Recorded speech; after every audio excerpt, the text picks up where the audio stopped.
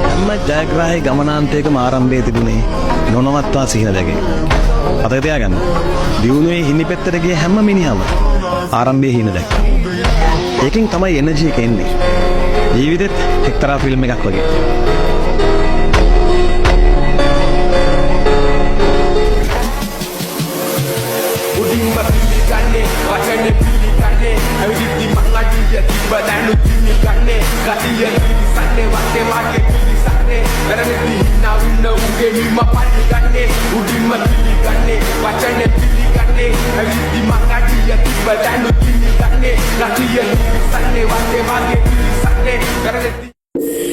Gamma Enterprises.